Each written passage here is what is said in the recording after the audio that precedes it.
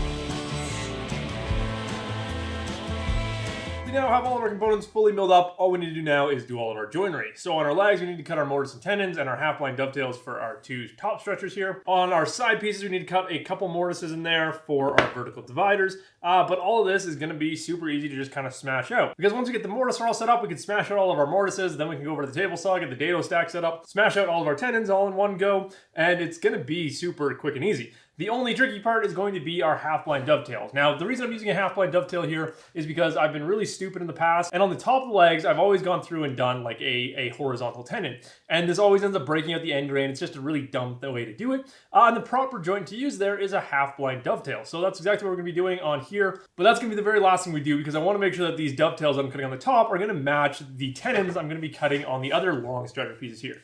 So these long stretchers are going to have a 1-inch long tenon, so what we're going to do when we have the dado stack set up up is we're going to use it to cut our tenons on these pieces, but then on our dovetail pieces, we'll just cut the exact same length tenon, but we'll only do it on one side. That way, not only does it give us a perfect reference point against our leg piece, it also makes sure that it matches exactly with our main stretchers or all the other pieces on here. This is one of the interesting things about now that I have more experience woodworking, I definitely get in the flow of these things. It's like I just know which things need to be done at certain times, and I know which parts to kind of wait and do it at other times. So right now we're just dealing with all of the external pieces, and that makes it a little bit easier. Before we get going though, I want to talk about the difference between the 4/4 and 8/4 stock. You can see between these two pieces of ash, there is a very different color here. Now that color difference is much more prevalent in person. This one is much more yellow and has much wider grain structure to it, whereas this one has a little bit tighter grain structure to it and is more of a brown color. It's one of those things that I really wish there was a way that I could capture the difference on camera better, but I really can't. But this is the perfect example of this piece came from 8/4 stock, so this one that's more brown, and the one that's more yellow came from 4/4 stock. So that's the difference that you're gonna notice.